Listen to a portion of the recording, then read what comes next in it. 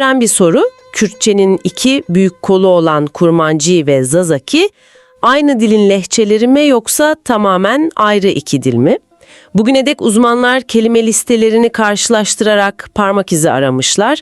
Ama bugün inceleyeceğimiz kaynak Bingöl Üniversitesi'nden Rovşan Lezgin'in kaleme aldığı bir makale.